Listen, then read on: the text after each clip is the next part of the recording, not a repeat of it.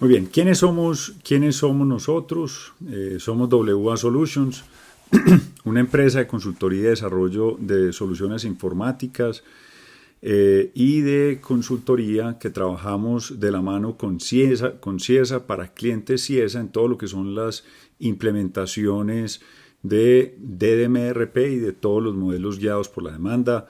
Somos afiliados del Demand Driven Institute, estamos en el top 5 mundial en las implementaciones y nuestro equipo de instructores hace parte del top 10 a nivel mundial. Nosotros actualmente tenemos operación en Colombia, en México y en Brasil. Miren, ¿por qué estamos acá y por qué algunos de los que están en este momento conectados están como revisando y entendiendo y mirando el qué es lo que necesitan? Porque seguramente tienen alguna de estas situaciones actualmente o porque quisieran mejorar sus resultados en nivel de servicio, es decir, agotados, disponibilidad del producto, porque quisieran mejorar la rotación del inventario o el capital invertido, porque quisieran mejorar los costos logísticos o las carreras que tienen para poder cumplir con los dos anteriores, o porque sienten que tienen dificultad en la sincronización de su cadena de abastecimiento. Si tienen alguna de las anteriores, estamos en el sitio correcto. Muy bien, vamos a pasar en qué pasa y cómo se observa esto en la mayoría de las empresas.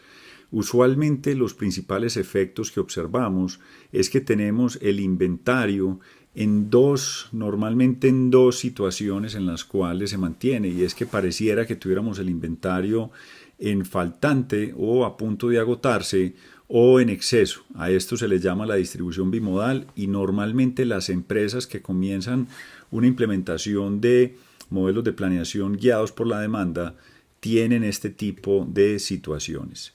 ¿Qué es lo que buscamos con un nuevo modelo de operaciones? Al final, cualquiera de estos proyectos busca tres elementos primarios, que son: número uno, mejorar el nivel de servicio; número dos, mejorar la rotación del inventario; y número tres, facilitar la administración del sistema y la conexión de la cadena de abastecimiento. ¿Qué es lo que y cuáles son entonces los entregables claros? Mejorar la disponibilidad del inventario, mejorar la rotación, disminuir la carga operativa para quienes están planeando. Hay que devolverles a los planeadores algo de su vida personal, y racionalizar los costos por urgencias. Algunas de las empresas con las que hemos trabajado, muchas de ellas son CIESA, son algunas de las que ven ustedes acá, más muchas otras, todas con excelentes resultados y entendiendo que sus modelos de planeación se integran, y la verdad es que esto trabaja de la mano con el ERP. Por eso con CIESA trabajamos para terminar de mejorar sus modelos de planeación. Pero vamos a entrar un poco a explicar lo que es el mundo VUCA. ¿Qué es el mundo VUCA? El mundo VUCA, como bien lo ven aquí, lo muestran las imágenes. Cuando todos estábamos el año pasado, yo me acuerdo que en ese momento estábamos teniendo una salida en vivo en enero del año pasado, y empezamos a ver noticias de algo que estaba pasando en China. En China, sí, inclusive me acuerdo que hubo todo un operativo por recoger a unos colombianos en China y por traérselos para Colombia. Y en ese momento nos parecía como muy lejano de algo que estaba pasando en China, ¿no es cierto? Ya termina de pasar y ya todos vimos pues por lo que pasamos por la pandemia. Al final todos nos fuimos adaptando, salimos todos del pico, después llegó el segundo y después el tercero. Pero la verdad es que lo que nos ha mostrado, y cada que hay noticias nos muestra la volatilidad y la conexión que tiene cualquier evento a nivel mundial. Lo que pasó, por ejemplo,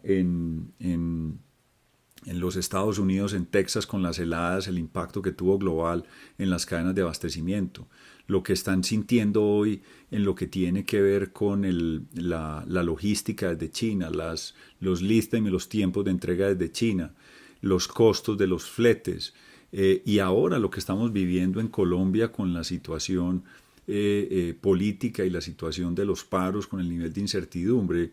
Realmente hoy estamos en un mundo VUCA. Pero ¿qué es un mundo VUCA? Un mundo VUCA es un mundo volátil, y en un mundo volátil la pregunta no es, hombre, eso sí irá a volver a pasar, sí vamos a tener un nuevo problema de disrupción global o de disrupción en mi cadena de abastecimiento. El problema no es si sí va a pasar, el problema es cuándo va a pasar, ¿no es cierto? O sea, estamos en un mundo supremamente volátil. La segunda característica es un mundo incierto. Y ese mundo incierto hace que hacer forecast detallados y precisos sea muy difícil de lograr. Y en este esquema del incierto, recordemos que hay tres elementos vitales asociados a los forecasts y a los pronósticos. Y el primero es que todo pronóstico comienza errado. Es decir, que un buen pronóstico debe comenzar con un nivel de error asociado al pronóstico. ¿Y qué quiere decir eso de un buen nivel de error? Quiere decir que todo pronóstico comienza sabiendo que está errado, y por eso a los pronósticos le ponemos un nivel de error. Tenemos un nivel de error del 80, del 70, del 50. El segundo, mientras más lejos sea el pronóstico, más errado va a ser. Y tercero, mientras más detallado sea el pronóstico, más errado va a ser. Eso es como si fuéramos nosotros a hablar del clima. Primero, ¿qué nivel de certeza tiene el pronóstico del clima? Bajo. Mientras más lejos en el tiempo, posiblemente si estamos hablando cuál será el nivel de acierto del pronóstico en una hora, puede ser más acertado. Pero si estamos hablando de cuál será el nivel de acierto del pronóstico en una semana, en 3 meses, creo que va siendo más complicado y más difícil. Y tercero, mientras más detallado. Por ejemplo, ¿cuál será el pronóstico de lluvia en la ciudad de Cali en 3 semanas a las 3 de la tarde, pero específicamente en el centro? Creo que mientras más detallado va siendo mucho más complicado. Y sobre todo, me imagino que hoy muchas de ustedes, los pronósticos y los planes de negocio y los pronósticos que habían hecho con 3 meses, los planes de compra que habían hecho con 3 meses, creo que hoy muchas empresas están inclusive haciendo revisión de los pronósticos a nivel semanal, a nivel de detalle. O sea, el mundo hoy es un mundo absolutamente incierto. Tercero, es un mundo complejo. ¿Y qué lo hace complejo? Que todas las cadenas de abastecimiento del mundo están completamente interconectadas. Son cadenas de abastecimiento mucho más largas, lo que significa que una parte, pues puede que yo tenga un proveedor que está acá, pero ese proveedor necesita de otro proveedor que está en otro lado, y ese proveedor de otro proveedor, lo que hace que las cadenas sean mucho más largas, sean fragmentadas, es decir, que hay una cantidad de actores completamente especializados en diferentes puntos, lo que hace que integrar esas diferentes cadenas sea muy complejo, y son frágiles, porque con una sola que se caiga nos pone en riesgo a todos. Hoy el nivel de fragilidad de las cadenas se ha vuelto muy alta, y hoy muchas de las cadenas de abastecimiento en el mundo, sobre todo los americanos, los gringos, hoy cuando uno empieza a ver todo lo que son los últimos papers de logística, están hablando de cómo, buscando solamente optimizar el costo, prácticamente le vendieron el alma al diablo, porque mucho de todo lo que son sus cadenas tienen una altísima dependencia de terceros, inclusive de países terceros, que en el momento en el que haya algún problema, Estados Unidos se queda completamente desabastecido. Por eso hoy se está viendo una tendencia muy grande a no tener una sola fuente de Asia, sino también tener proveedores locales. Eso va a ser importante también para la región.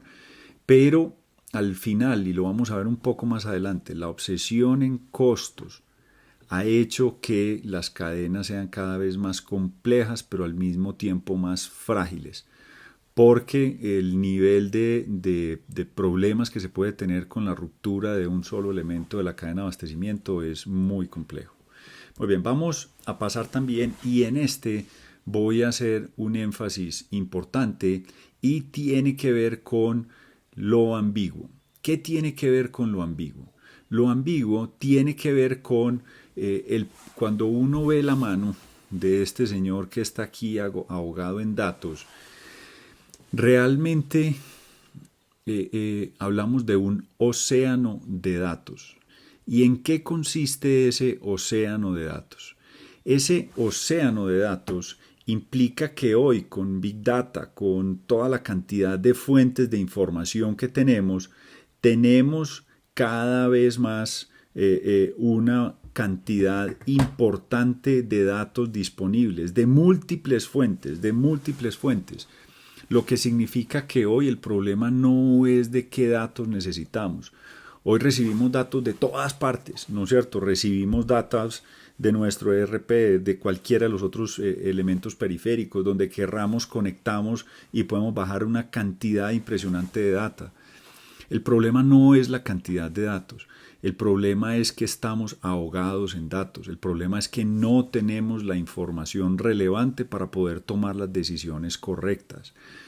Y en esto voy a hacer énfasis porque muchas veces cuando nosotros presentamos el modelo y presentamos lo que tienen los modelos guiados por la demanda, existe una obsesión hacia tener un modelo que sea simple, lo más simple posible, de fácil interpretación.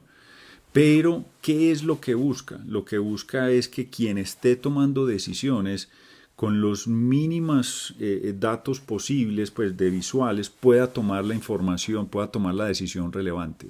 Y esto no es un tema menor, porque en muchos casos vemos también que la gente quiere más data, pero más data ¿para qué? Para tomar qué tipo de decisión.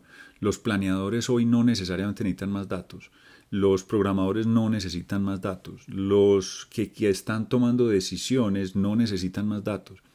Necesitan es saber la información correcta para poder tomar la decisión y en el momento correcto.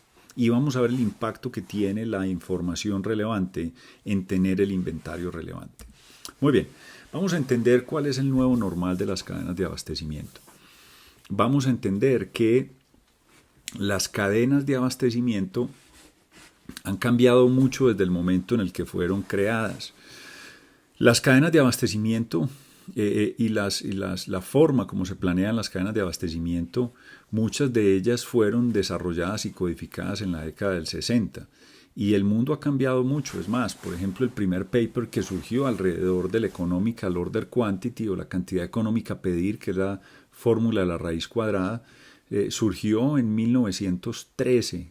Fue el primer paper que salió.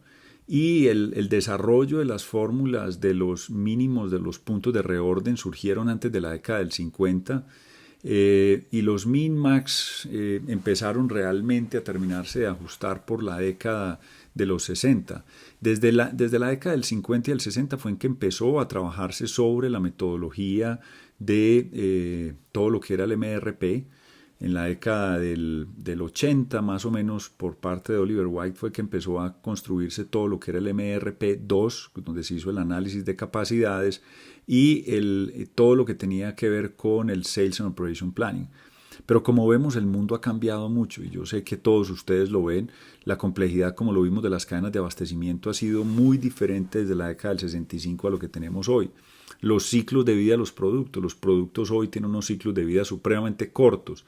Mercadeo saca una nueva presentación y el código cambia. Inclusive si uno ve un comercial de un producto y llega al punto de venta y encuentra que tiene el empaque anterior, ya uno piensa que el producto está vencido. El tiempo de tolerancia del cliente es cada vez más corto. La complejidad, es decir, la cantidad de elementos que están asociados a la manufactura de un producto cada vez es más alta. Los clientes quieren productos más personalizados, unos portafolios más grandes, ¿no es cierto? Por lo tanto, hay una mayor variedad de producto. Los lead time largos, conozco pocos clientes en los cuales en su personal de compras tenga todas sus compras son de lead time cortos, es decir, de abastecimiento local, o al menos que tengan una dependencia de algún proveedor que tenga un proveedor de lead time largos. Y como volvíamos ahorita, la precisión del forecast es cada vez, o del pronóstico es cada vez más baja. Pero tenemos una presión muy alta por la reducción de inventarios. La caja es el rey y hoy más que nunca, ¿no es cierto? Y por lo tanto, la tolerancia del cliente también es cada vez más baja. Entonces, si nos vamos a todos estos elementos, hay un estudio del Harvard Business Review en el que encontró que las empresas cada vez se estaban muriendo más jóvenes, es decir, no estaban logrando pasar y tenían una rata de muerte muchísimo más rápida que la que tenían antes. Y el análisis que hicieron de este estudio es que las empresas están fallando en adaptarse a los cambios del entorno. Hoy tenemos un mundo VUCA. Yo creo que hoy, con todos los gerentes de empresa, ejecutivos que uno habla, hoy hay un elevado nivel de incertidumbre y de preocupación. Creo que en la medida que la gente se ha ido adaptando a la pandemia y después viene otro golpe y después viene otro golpe, pero al final el ser humano aprende a adaptarse y la clave hoy es cómo las empresas logran tener al interior una rata de adaptación mucho más fuerte que la rata de adaptación, que la rata de cambio de afuera.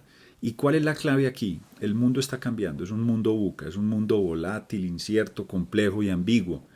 ¿Y quiénes son las empresas que logran sobrevivir? Las empresas que logran tener una rata interna de adaptación es la clave, mucho más rápida que la rata de cambio del entorno exterior. Porque si esta rata de adaptación interna es más lenta, no van a poder adaptar y se van a morir, ¿no es cierto? O sea que la clave es cómo las compañías se adaptan mucho más rápido para este entorno. Entonces, en este sentido, ¿qué deben partir y qué es lo primero que deben hacer los líderes de las empresas? Lo primero es, pues muy bueno que nos sentemos y nos preocupemos y nos quejemos, pero al final tenemos que partir de la base que tenemos que asumir que las interrupciones, los problemas, las marchas, la otra variante del COVID va a llegar, después de esto va a ser otro tema. Al final las interrupciones van a seguir sucediendo. O sea, ese es el mundo en el que estamos actualmente y puede que sea cada vez inclusive más complejo porque cada vez estamos más interconectados, cada vez lo bueno pero también lo malo llega mucho más rápido. Y segundo, nosotros no podemos crear unos modelos comerciales y de suministro basada en la optimización que ignoren la conclusión anterior. ¿Qué quiere decir eso? O sea, si nosotros seguimos con los modelos tradicionales estándar en los cuales no incluimos la adaptación y el entender que estas situaciones van a pasar y que hacer un plan de negocio que no cambie en el tiempo, hacer una estrategia táctica que no haya que estar ajustando de acuerdo a las condiciones reales del mercado y, para lo que estamos hablando aquí, una planeación y una programación del abastecimiento que realmente no esté guiado por la demanda, pero también que tenga en cuenta todos estos cambios, no van a ser capaces de mantener la tasa de adaptación y por lo tanto se van a morir, ¿no es cierto? Y vamos a mirar entonces cuál es el componente que hoy necesita más claramente este mundo VUCA. La necesidad de resiliencia. ¿Y qué es la necesidad de resiliencia? La necesidad de resiliencia es esa capacidad que se tiene de volver a un punto de equilibrio a pesar de grandes problemas que tenemos afuera, ¿no es cierto?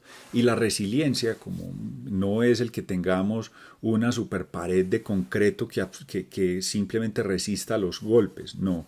Es golpes va a haber y van a seguir llegando de adentro, de afuera, de todas partes. El tema es que el sistema está en capacidad nuevamente de adaptarse y de volver otra vez al equilibrio a pesar de los choques que está teniendo. Pero ¿cómo podemos construir una cadena de suministro resiliente? ¿En qué debemos concentrarnos? ¿Hay algún plano o algún esquema sobre el cual nosotros debamos estar trabajando? Vamos a entender primero que hay una advertencia y es que si nos enfocamos solamente en el costo, y esto sé que va a entrar en reversa, el costo pone en peligro la resiliencia. El costo pone en peligro la resiliencia. El obsesionarnos solamente con que tenemos que minimizar los costos, ponemos en peligro la resiliencia. Miren, parte de las conclusiones de los papers, de los artículos, de los documentos, cuando estaba comenzando ahorita les conté que ahora cuando los americanos entraron y los gringos entraron a sus supermercados y empezaron a ver que no había carne, que no había papel higiénico, cuando empezaron a ver que en este momento no están pudiendo producir vehículos porque no tienen microchips, cuando ven y hay temas en los cuales a veces uno entra a un Best Buy y encuentra anaqueles vacíos y uno dice, miércoles, ¿aquí qué está pasando? ¿No es cierto? Y parte de los gurús de la logística ya empezaron, y lo ve uno mucho en publicaciones especializadas de cadenas de abastecimiento, y dicen, mire, le quitaron la capacidad de respuesta a las cadenas de abastecimiento. No tienen sobrecapacidad. Hay una obsesión por la optimización pensando en el costo y por lo tanto cuando usted no tiene margen de maniobra para la variabilidad, se queda sin margen de maniobra y cuando hay variabilidad eso rompe absolutamente todo. El enfocar y la optimización única de costos pensando en una sola origen, pensando solo en la maximización o en la minimización del costo, eso pone en riesgo la resiliencia. Las estrategias de costos también basadas solamente en el volúmenes predecibles, es decir, miren, nosotros el costeo total absorbente se basa en el maximizar la utilización de nuestros recursos y muchas empresas, inclusive al principio de la pandemia, cuando uno les trataba de explicar que al final el costo, los costos fijos en el corto plazo como la mano de obra directa y como los costos indirectos de fabricación son fijos en el corto plazo e inclusive en el mediano plazo, al final era muy difícil que algunas de las empresas o de las gerencias entendieran ese concepto, sí lo entienden, pero al final siguen presionando sobre cuánto es la utilización de la planta, cuánto es la absorción total de costos al final del periodo, puros objetivos de costos, pero cuando llega la pandemia y yo estoy sin abastecimiento de algún tipo, o cuando me toca cerrar porque empezamos con los pico y cédula, o porque me toca cerrar por X o Y motivo, me doy cuenta que la nómina es fija, ¿no es cierto? O sea, yo al final, y entonces empiezo uno a pensar, bueno, ¿será que entonces no voy a sacar la gente? Sí, pero es gente que es altamente capacitada y si sale la gente después y me vuelve otra vez la demanda, ¿cómo hago yo otra vez para volver otra vez a entrenar?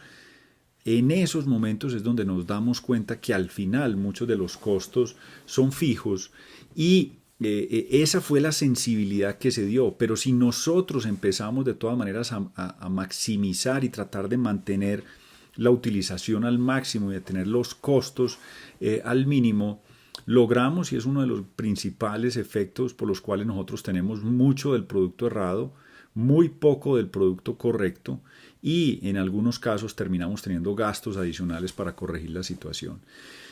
Miren, muchas de las empresas que son distribuidoras se obsesionan, por ejemplo, con los rebates y se obsesionan, por ejemplo, con los costos de transporte. Y después ve uno que terminan teniendo unos sobrecostos importantes en almacenamiento y unos sobrecostos importantes para estar moviendo mercancía después entre las diferentes regionales o entre las diferentes tiendas.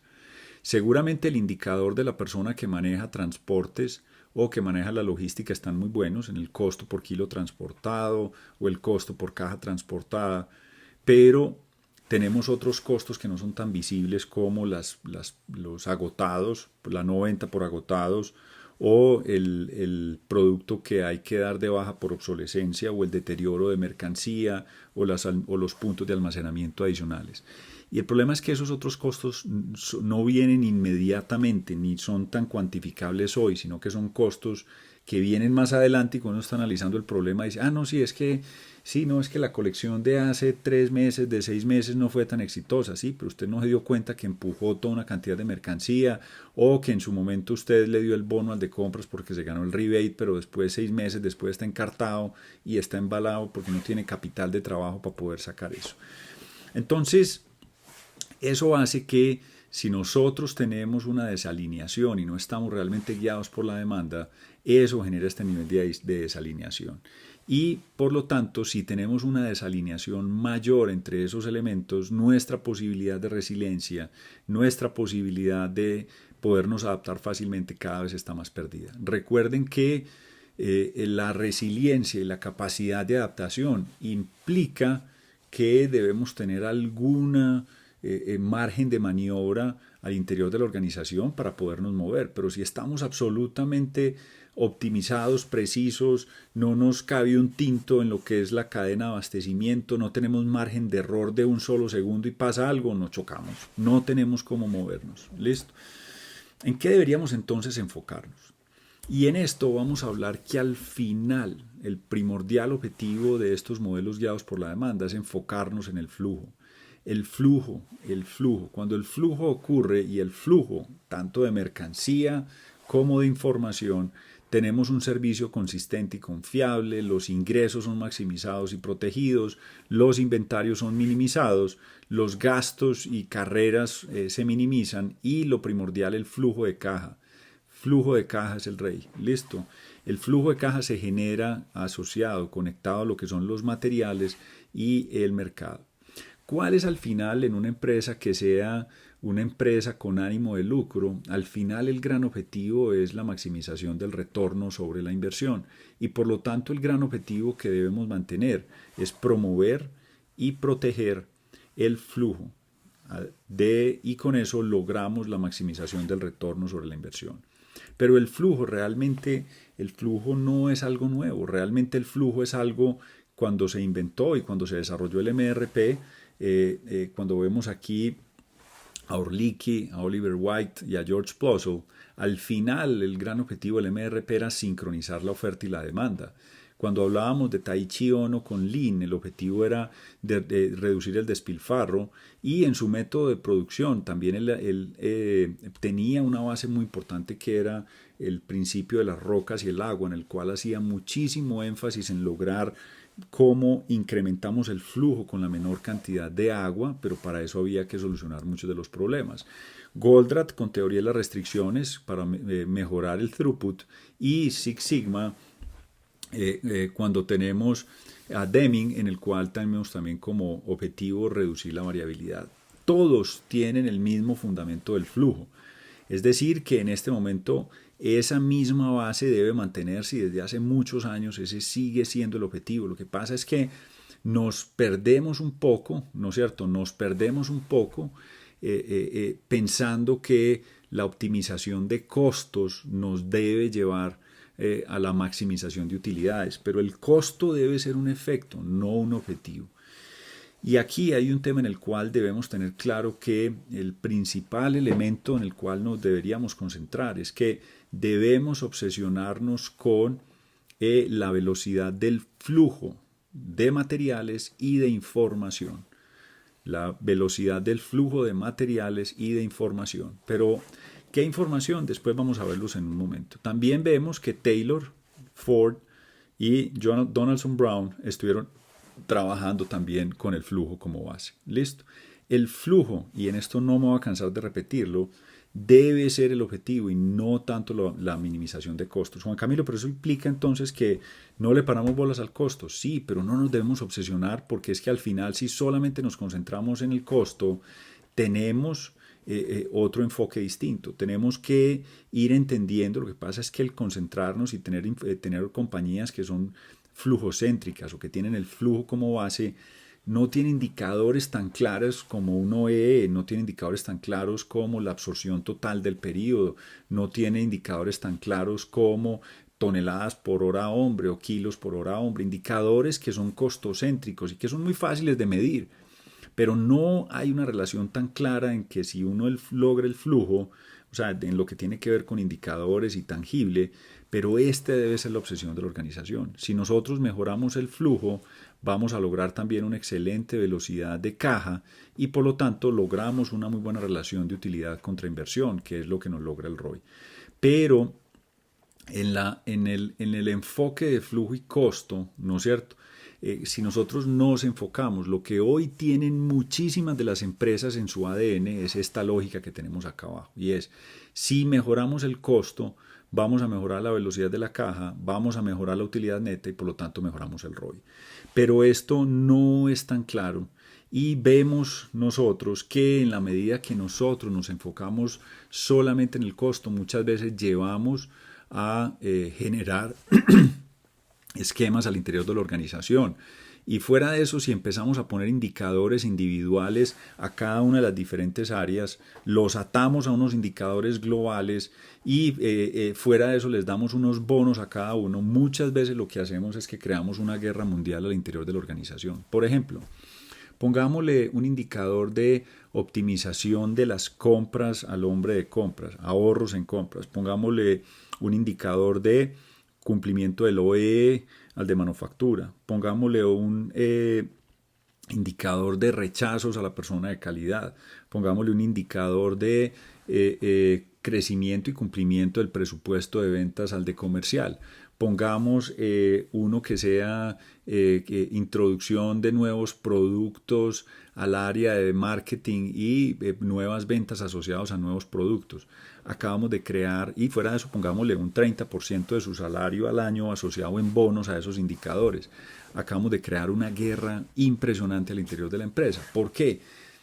El de producción, para poder cumplir con el OEE, pues no le van a gustar los tamaños de lote pequeños, no va a querer que su planta esté desocupada, no va a querer estar haciendo ensayos, pruebas, testes de nuevas materias primas o de nuevos productos. Y ojo, no es que sea una mala persona. Dime cómo te miden, te diré cómo te comportas y dime cómo te pagan el bono anual y te diré cómo te matas por cumplirlo.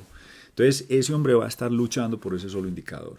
Pongámosle el otro indicador a el de compras. Compras, para poder lograr los ahorros, va a tratar de ganarse los rebates, va a tratar de hacer ensayos con nuevos proveedores de otras partes para poder lograr unos mejores precios, va a tratar de lograr comprar de pronto en algunos momentos en los cuales le hacen descuentos y posiblemente eso también va a entrar en contravía con algunos de los otros indicadores, el del cumplimiento del presupuesto. El del cumplimiento del presupuesto, seguramente el hombre va a terminar vendiendo lo que el cliente, porque el cliente muchas veces pide así, lo que producción no puede ni para cuando puede. Entonces, no me voy a quedar acá y ojo, no es una crítica a los esquemas de balance scorecard, ni es una crítica a los esquemas de indicadores, en ningún motivo. Pero en muchos casos sí es una reflexión de cómo muchas veces nuestras organizaciones las estamos estructurando y pensando basados en los costos y no necesariamente basados en el flujo y por lo tanto no necesariamente estamos conectando de forma adecuada las decisiones del día a día con respecto al retorno sobre la inversión. ¿En qué sí deberíamos nosotros concentrarnos mucho? Partamos otra vez del esquema de que el flujo es el que nos va a llevar a garantizar la velocidad de caja y el que nos va a llevar a tener esa conexión contra el retorno sobre la inversión. Pero entendamos un poco antes la palabra variabilidad.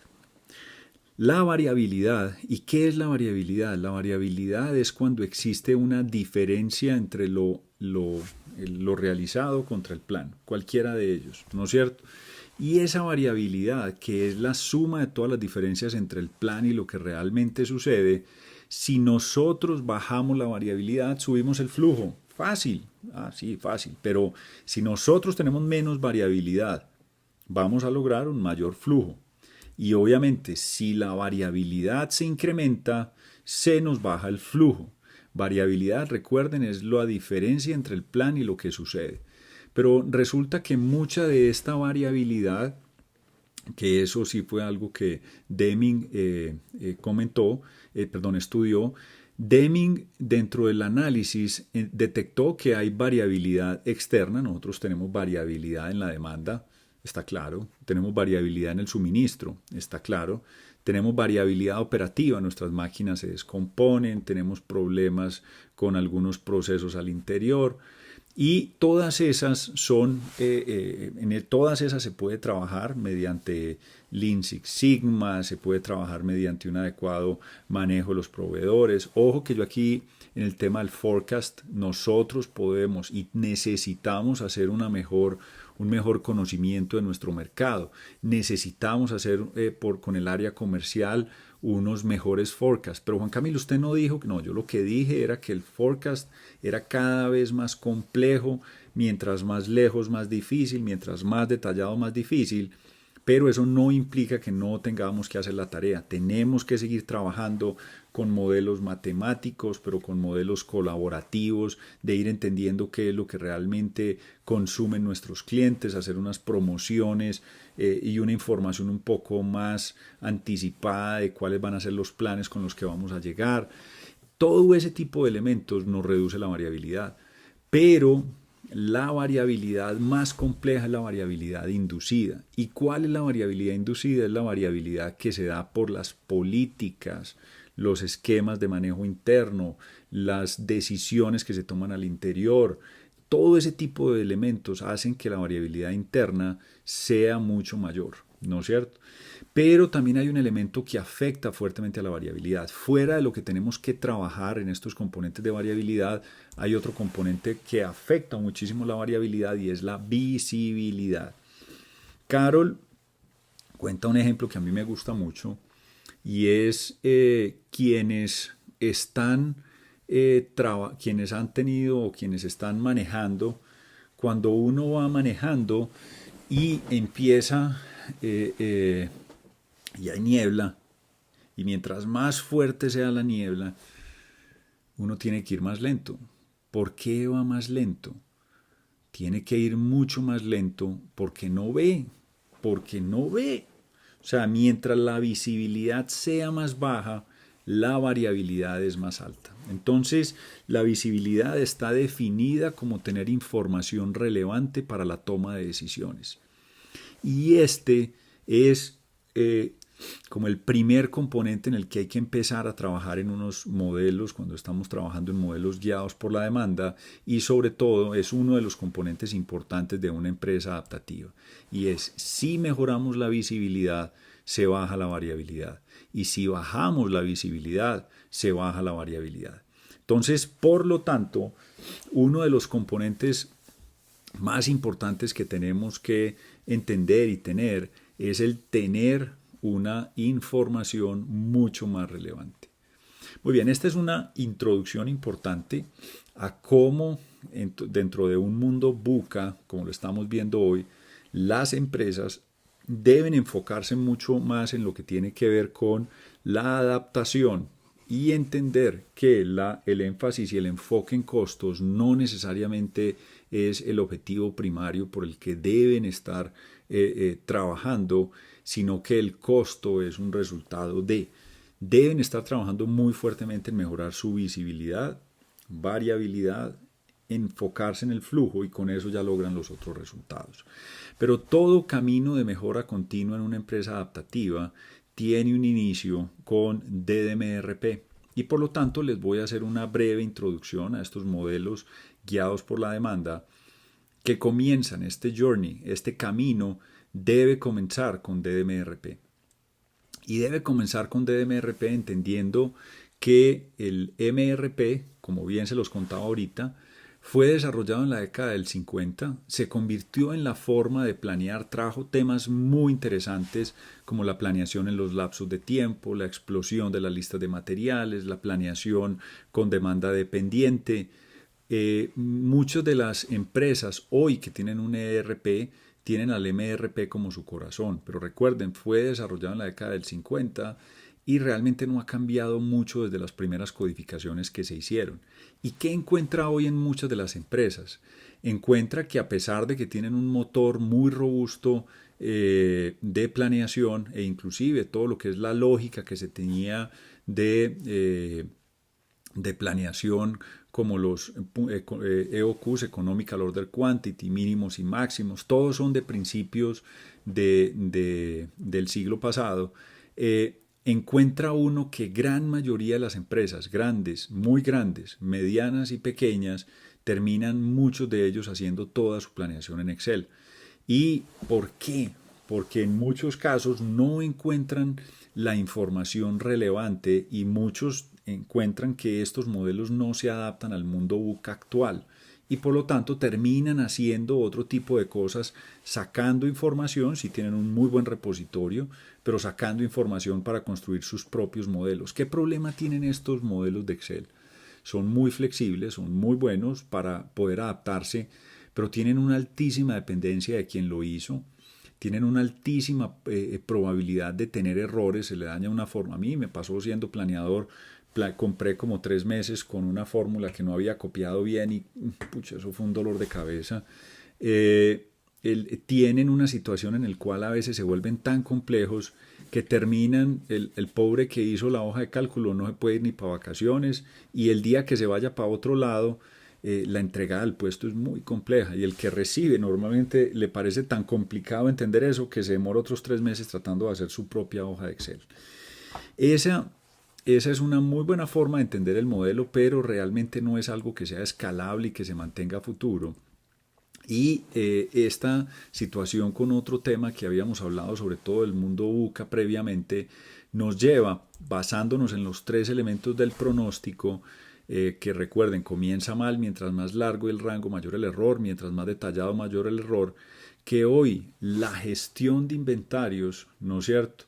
La gestión de inventarios es un componente absolutamente estratégico al interior de la organización. El gestionar de forma adecuada los inventarios se convirtió en un elemento estratégico y quien tiene el inventario hoy en la posición adecuada, es decir, quien lo tiene en este rango óptimo es quien está en una clara ventaja en cuanto a disponibilidad de capital de trabajo.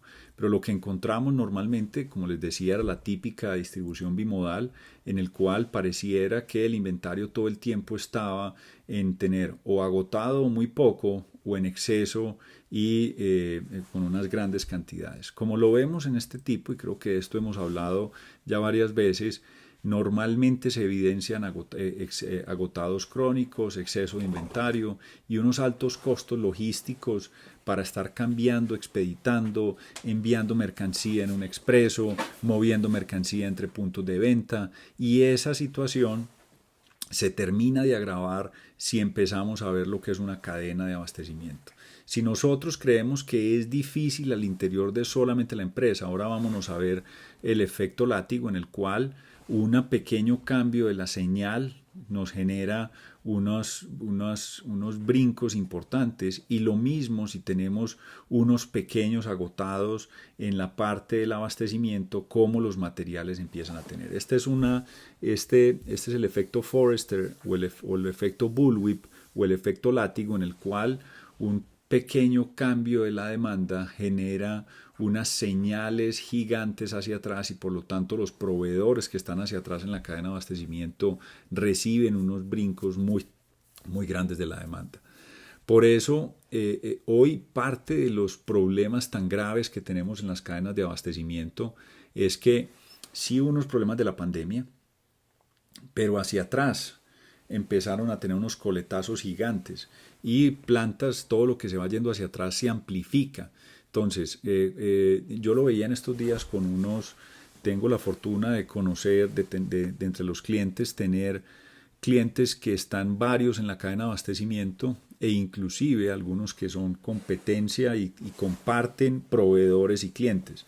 Obviamente con toda la confidencialidad, escuchaba yo, y no puedo decir absolutamente nada, en el cual uno decía, no, es que, hombre, mi cliente me está haciendo unos pedidos gigantes, debe ser que las ventas están voladas, ¿no es cierto? Y en este sentido, a ver un segundo, cierro esta cosa, ya. Y en ese sentido, cuando tenemos este tipo de situaciones, veíamos que, por ejemplo, teníamos el abastecimiento, entonces dos proveedores que eran competencia, diciendo al mismo tiempo, mi cliente está con las ventas absolutamente voladas y nosotros que paramos la mitad de la planta porque no teníamos pedido, en este momento nos van a reventar con pedidos y nosotros ya no tenemos la gente, tenemos otra vez que volver otra vez a reactivar, pero esto se puso bueno. Y estaba yo también en la reunión del mismo cliente, obviamente sin poder decir nada, y el cliente decía, no, mire, hombre, se nos dispararon las ventas y nos agarraron con un inventario de seguridad muy bajito, ¿no es cierto? Por lo tanto, subí el pedido, pero mira, tal proveedor no está cumpliendo, yo creo que debe estar seguramente con baja capacidad, ponerle el pedido del doble normal y ¿sabes qué? Ponerle el mismo pedido a los dos proveedores y el que primero nos entregue, pues hombre, nos quedamos con él y si no ya después vemos qué hacemos, pero en este momento necesitamos asegurar el inventario, o sea, el pánico colectivo también genera este problema hacia atrás en la cadena de abastecimiento.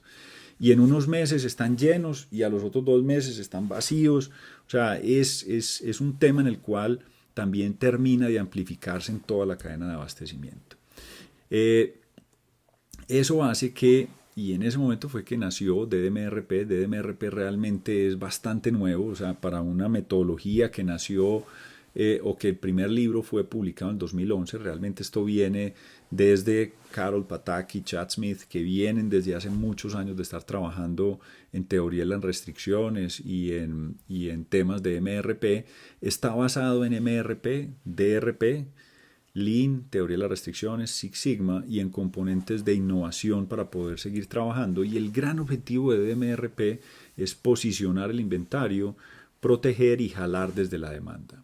DMRP tiene 5 pasos y ese primer paso es la definición estratégica de dónde poner el inventario y ese será el primer punto en el cual nosotros decidimos dónde poner ese inventario y ese es un componente que es estratégico. ¿Dónde vamos a ubicar el inventario? ¿En qué regional? ¿En qué centro de distribución? ¿En qué de cuáles referencias del portafolio de producto terminado vamos a tener inventario? ¿Dónde vamos a tener inventario en las partes intermedias? ¿En qué materias primas? ¿Vamos a tener un modelo de BMI con nuestros proveedores? ¿Vamos a tener consignación? ¿Dónde es la parte más adecuada de poner el inventario? Eso lo llamamos desacople estratégico. El paso 2 y 3 tiene un esquema que se llama perfiles y niveles de buffers y ajustes dinámicos. Estos dos elementos tienen unos cambios importantes contra lo que son los modelos de gestión de inventarios tradicional, contra los máximos y los mínimos, contra las políticas de inventario basados en días. Tienen unos grandes cambios, en un momento voy a entrar más a hablar de ellos. Y el jalar, que es realmente estar guiados por la demanda, tiene el componente de planeación demand-driven y la ejecución visible y colaborativa. Estos dos elementos, ya una vez hemos dimensionado, ya hemos posicionado y dimensionado adecuadamente los buffers, ya entramos a la parte operativa, que es generar las órdenes y hacer toda la gestión de las órdenes. ¿Listo?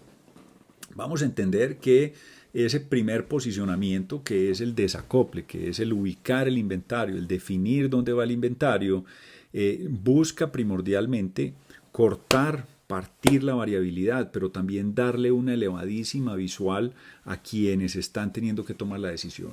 Recuerden del mundo VUCA, volátil, ¿no es cierto?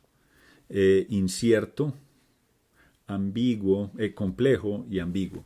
Y la palabra ambiguo es porque quienes tienen que tomar la decisión, quienes tienen que ver y tomar información, no tienen la información relevante. Este desacople cumple con el objetivo de cortar la variabilidad, pero también ayuda a que quienes están en el corto plazo, quienes tienen que tomar una decisión, quienes tienen que saber cuál es su prioridad, tengan una información relevante para poder tomar esa decisión. Y eso hace que los horizontes de programación sean mucho más cortos, sean más pequeños y pueda tomar decisiones. Y para esto hay 6 factores de posicionamiento que se deben tomar en cuenta en el diseño. Uno es el tiempo de tolerancia del cliente. Otro es el tiempo de mercado potencial, que es que si yo pongo un inventario más cerca al cliente puedo subir mis precios o puedo ganar más mercado. El horizonte de los pedidos de venta. Ayer estaba hablando con un amigo que trabaja en un hospital y él me decía, Juan, nosotros tenemos proveedores que nos pueden entregar en tiempos cortos o en algunos, por ejemplo, estamos mirando un medicamento específico que se lo entregaban en 15 días, pero él tiene información de 2 tipos. Tiene desde ese inventario de ese hospital, él puede entregar medicamentos con una visual de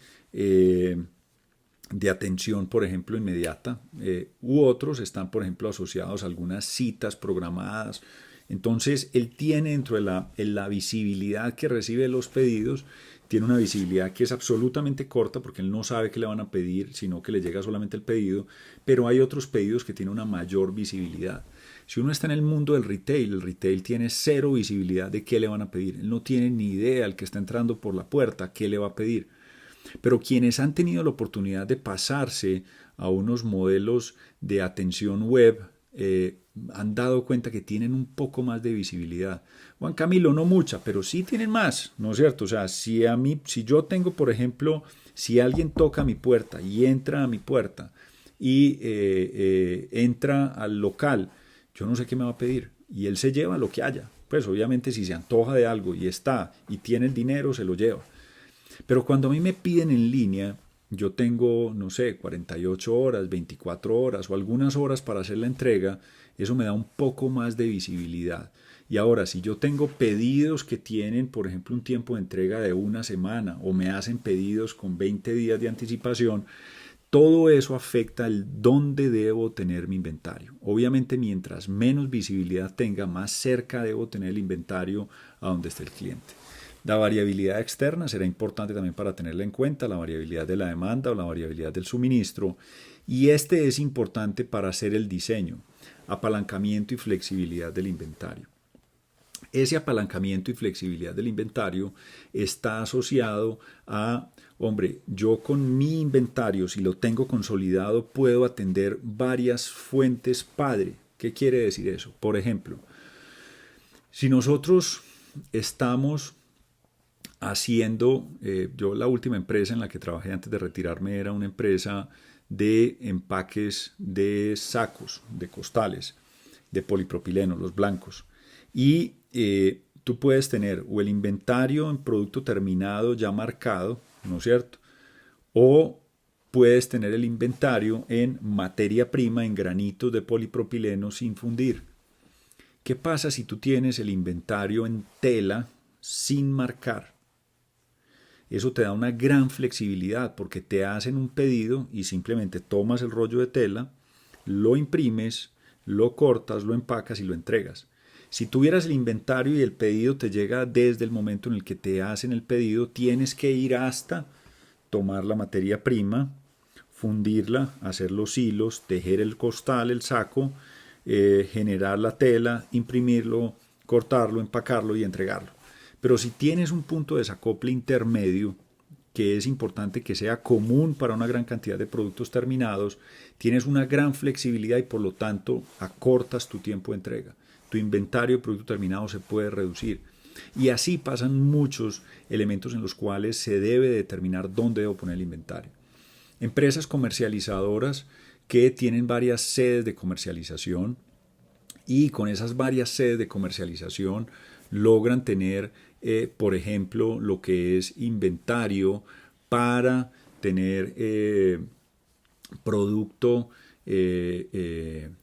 para comercializar, pero comercializan y compran a varios proveedores. Supongamos que tiene 5 comercializadoras en el país o 5 puntos de comercialización en el país y le hace una compra a sus proveedores para que le haga llegar a cada uno de esos diferentes puntos. Es interesante, pero puede que para los que son las referencias high runners o las referencias de mayor rotación, logre los mínimos de compra para cada regional, logre los mínimos de transporte para cada regional. Y que si no los que son los slow movers o las referencias de menor rotación, posiblemente no llegue a los niveles y por lo tanto lo que esté comprando le genera una gran cantidad de inventario en la regional. ¿Qué pasa si consolida la compra en una sola parte y de esa redistribuye hacia las otras? ¿Se me sube el costo de transporte?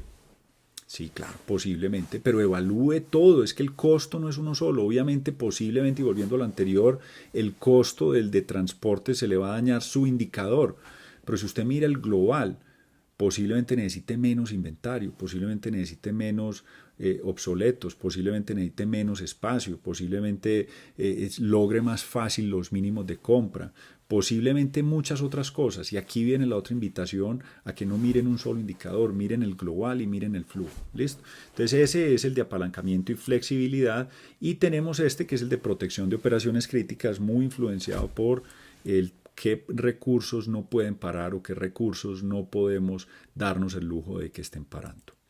Vámonos para, en el posicionamiento, lo que yo les contaba de tener información relevante.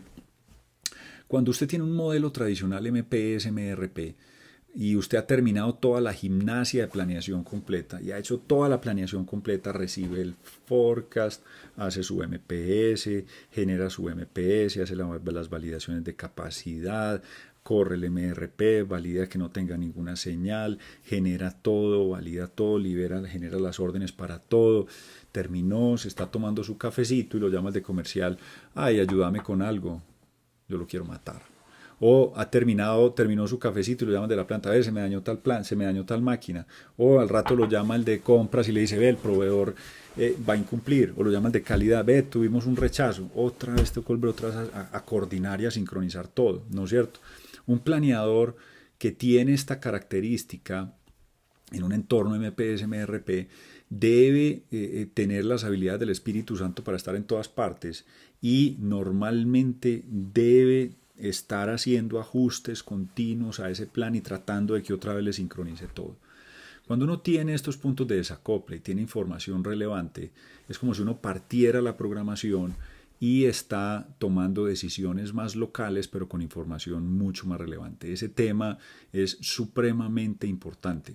Cuando yo trabajaba en la empresa de empaques y pusimos ese buffer, pusimos varios buffers. Uno de ellos es el buffer de tela y otro es el buffer de rafia. Y cuando se está viendo el buffer de tela, simplemente quien está en el piso y el programador del piso, su misión, que ya decidió aceptarlo si no se tiene que salir, es monitorear que ese buffer de tela no se agote.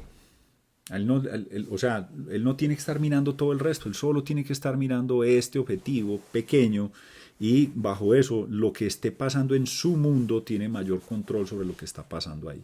Eso acorta la variabilidad y le da un mayor nivel de control por un pedazo que es más controlado y mucho más enfocado.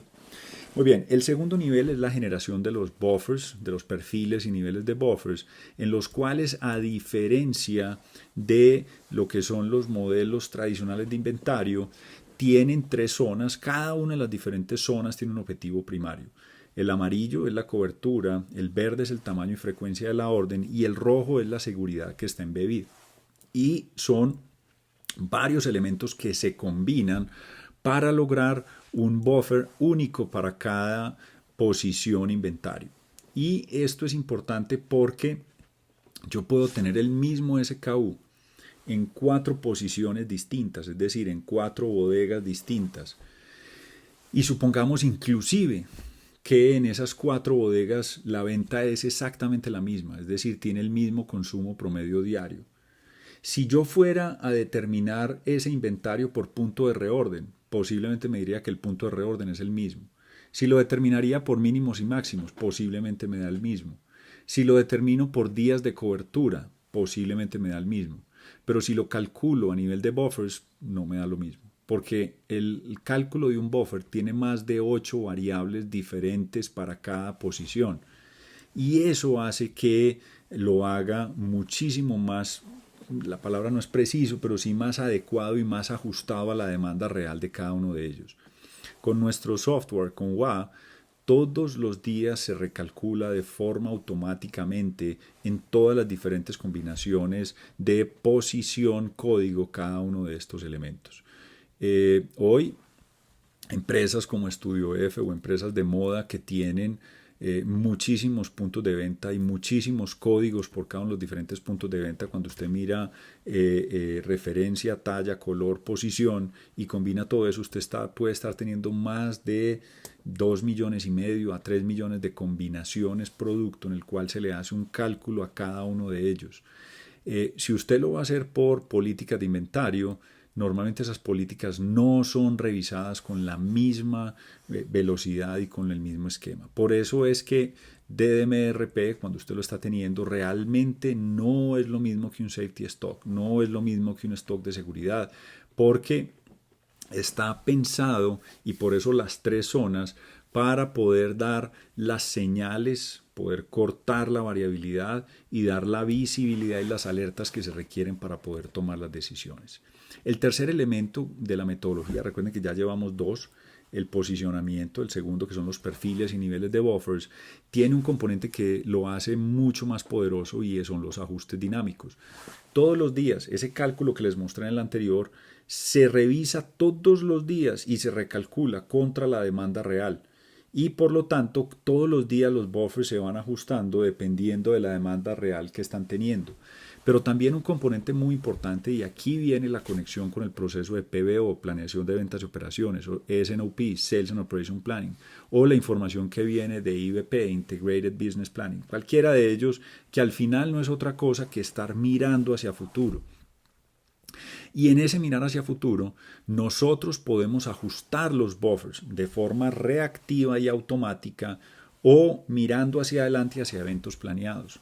Una promoción, una estación, un cambio de precios, una introducción de un nuevo producto, una canibalización, una interrupción programada, un paro de una máquina. Cualquiera de esos elementos estamos mirando hacia futuro y nos preparamos hacia ellos.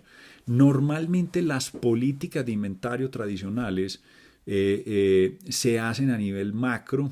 Algunas empresas que conocemos que tienen un muy buen nivel de madurez bajo el modelo tradicional tienen clasificaciones ABC o inclusive otro tipo de clasificaciones, tienen matrices y tienen unas políticas en días diferenciadas por tipo de producto. Pero después de hacer varias modelaciones antes de, e inclusive cuando salimos después de, vemos siempre, sin excepción, mejora en el nivel de inventario que se requiere para atender.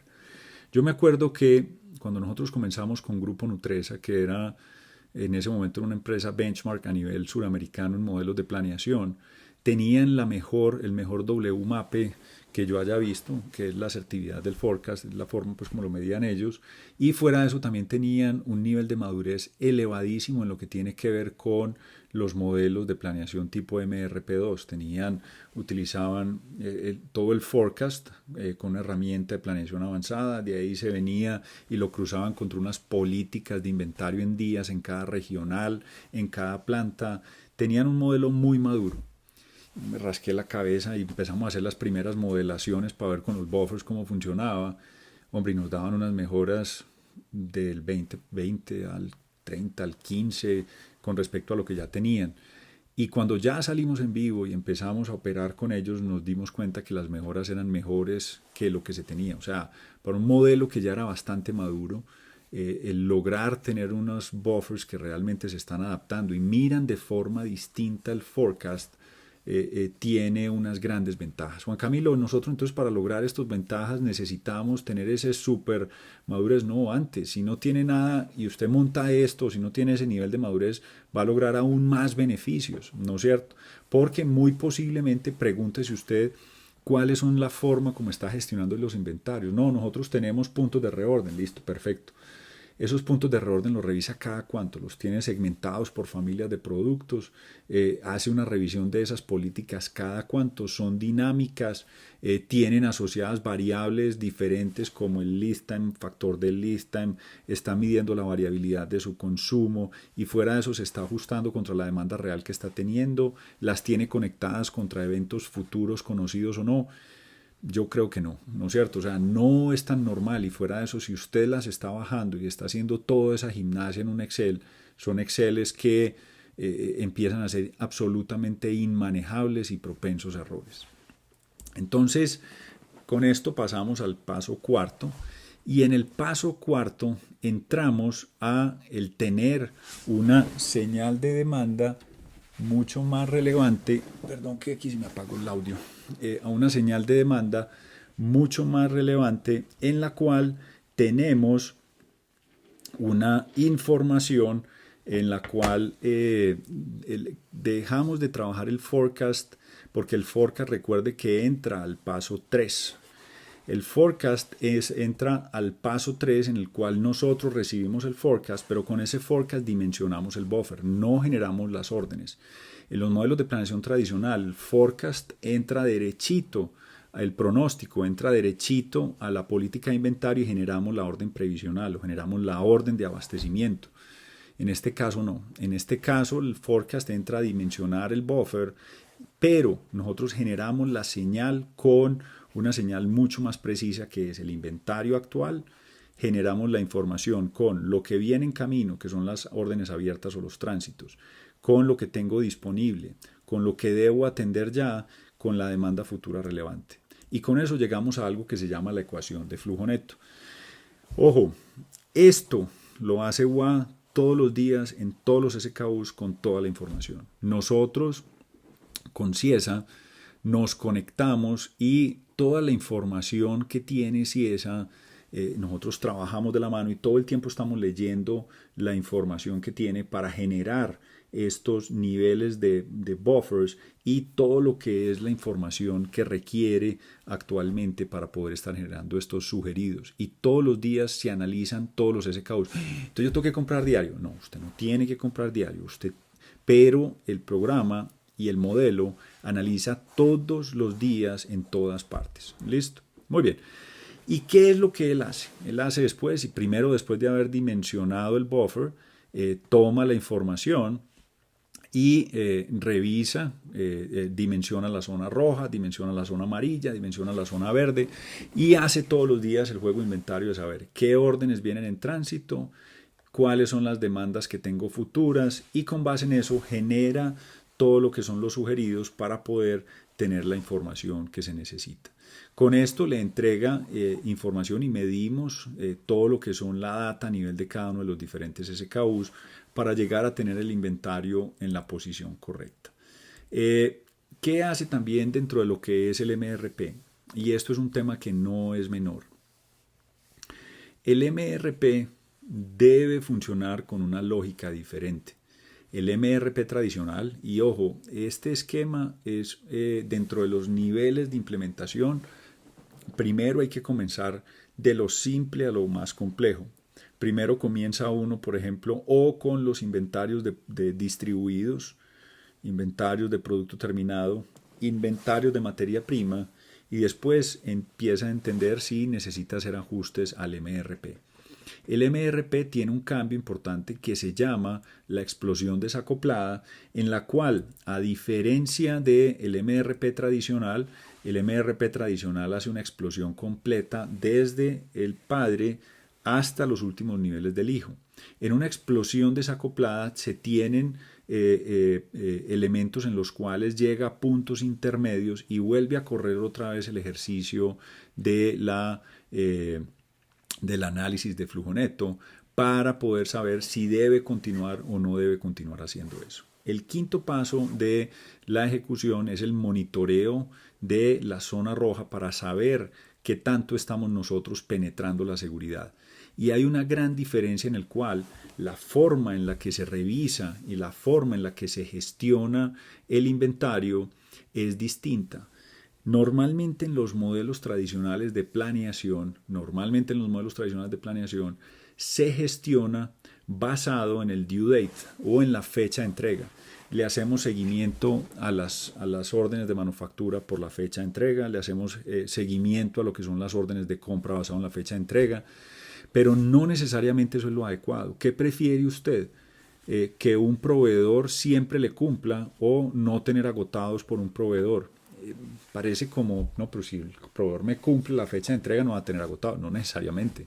Si tú tienes una sobreventa de un producto, a lo mejor necesitas que el proveedor te entregue en un lead time antes de la fecha en la que él te propone, que te debe entregar, e inclusive no importa que se te atrase un poco en la que estás viendo inventario.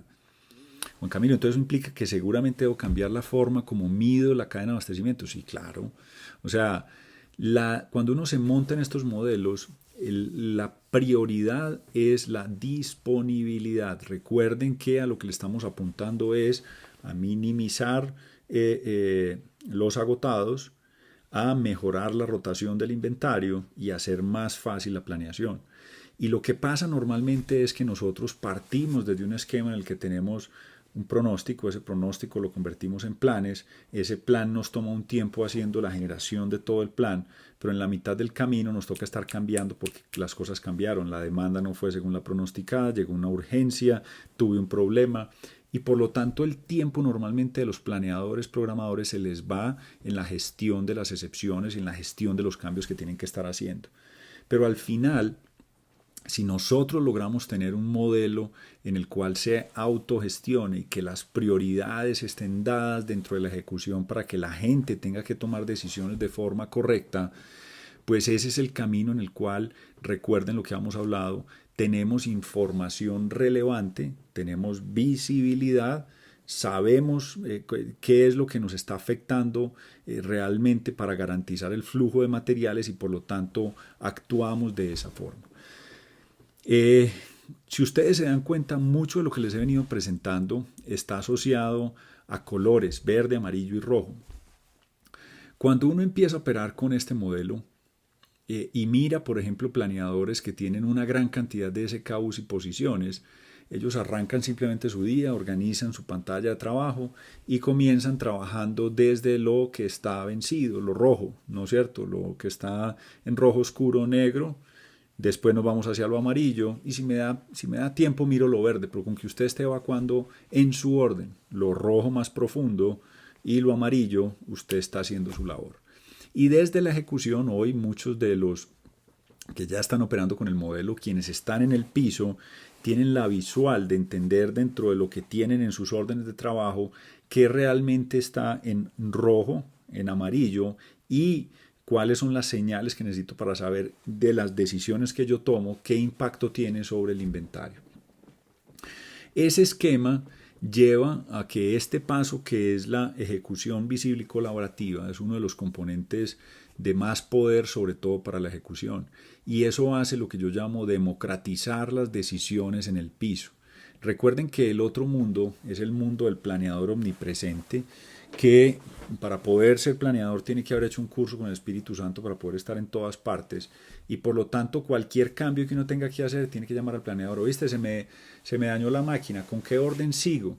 Porque hay una alta probabilidad que si el planeador deja que esa persona tome la decisión, posiblemente va a tomar la decisión que más le convenga a su OEE o va a tomar la decisión en el turno de la noche, toma la orden más grande para que le rinda más y justo la que tomó no es la que necesitaban al otro día, entonces el proceso se va a parar.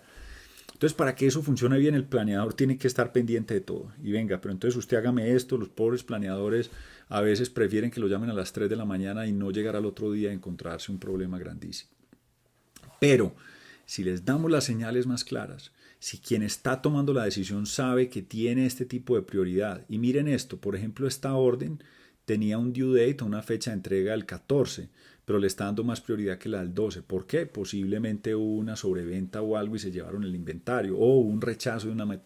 Entonces, quien está ejecutando tiene información más válida y más real. Y recuerden que para llegar a este paso quinto ya hemos pasado por 4 pasos.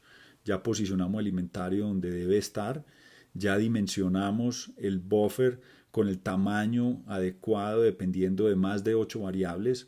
Ya miramos y recalculamos basados en la demanda real o también ante eventos futuros y ya generamos la orden basada en una posición real, sumando lo que hay en tránsito, lo que hay en inventario, lo que viene hacia futuro, todo.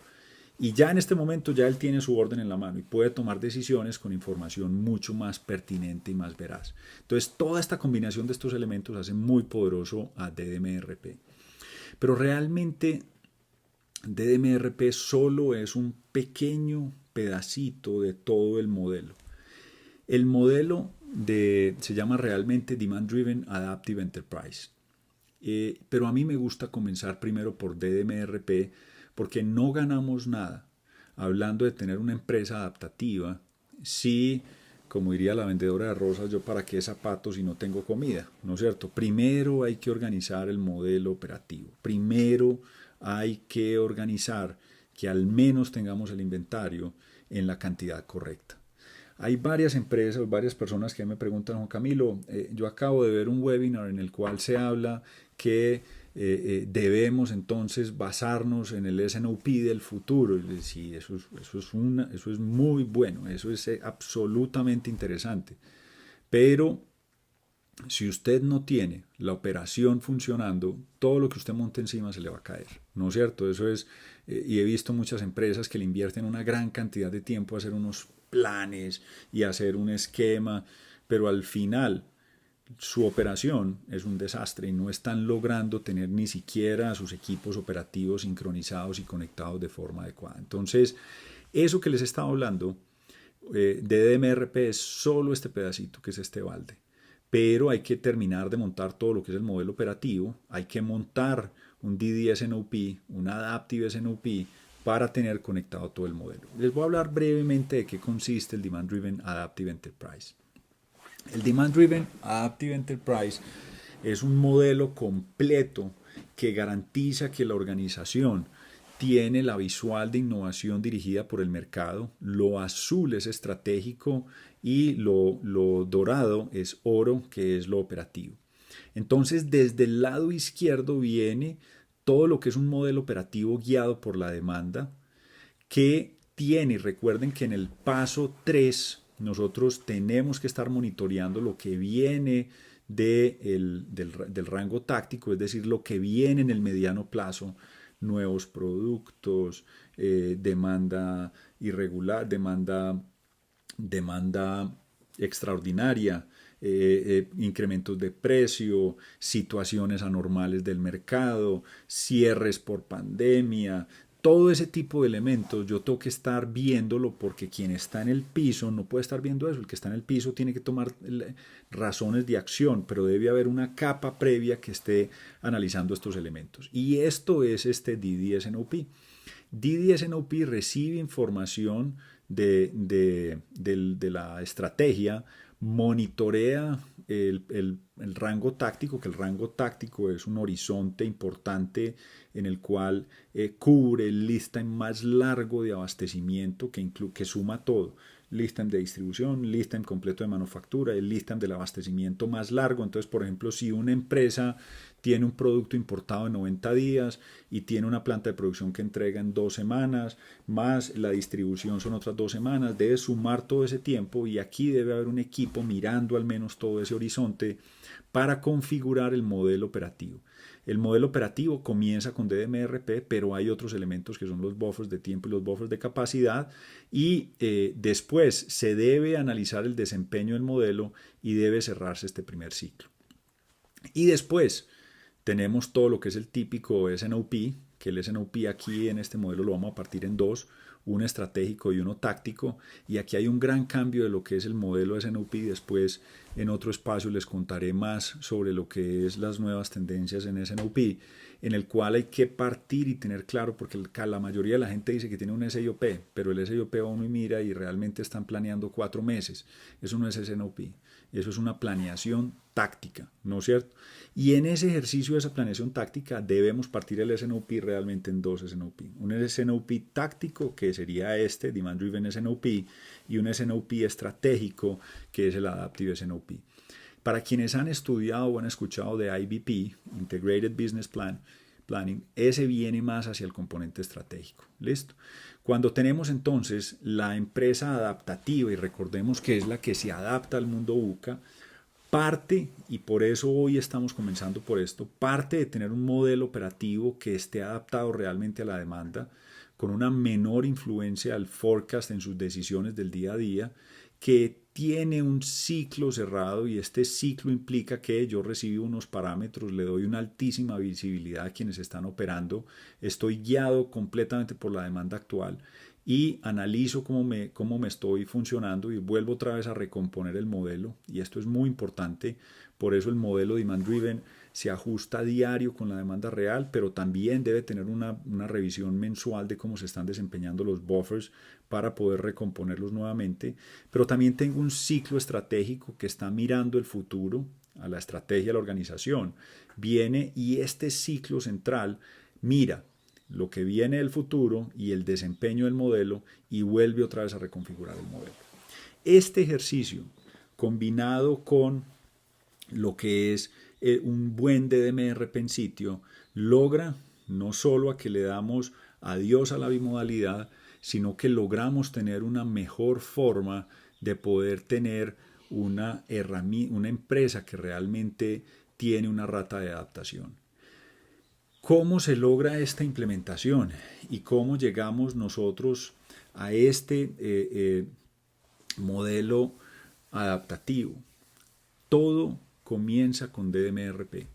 Todo comienza con DMRP, pero también con otro elemento importante, y es primero un lavado cerebral profundo de las diferentes áreas de la organización, pero primordialmente de la gerencia, de entender que el flujo debe ser la base. ¿Es fácil? No es fácil. Pero dentro de los modelos de implementación, y por eso cuando nosotros estamos ofreciendo esto con nuestros amigos de Ciesa a sus clientes, hay que entender que realmente quien se monta en un modelo adaptativo no es un software, no es una herramienta. UA es una herramienta, pero al final está respaldada dentro de todo lo que es un modelo completo que implica educación, diagnóstico, rediseño de su modelo operativo, entrenamiento. Y hoy inclusive, después de que salimos en vivo, estos son proyectos que empiezan con una partecita que es demand driven, pero sigue porque debe cambiar, por ejemplo, la forma en la que se mide la cadena de abastecimiento, debe cambiar la forma en la cual se ajusta el elemento en el cual tenemos los cambios totales en los que se van tomando decisiones. Se cambia, por ejemplo, su proceso después de Sales and Operation Planning o de planeación de ventas y operaciones. Y se llega después a la conexión completa del ciclo adaptativo en el cual la empresa empieza a hacer los cambios. Pero todo comienza con DMRP y con ese entendimiento de que la obsesión en el costo, ojo, no estoy diciendo que no debemos preocuparnos por el costo, pero que si solo nos obsesionamos por el costo, le estamos quitando músculo en muchos casos a la organización, y hay que entender que la obsesión debe estar basada en el flujo.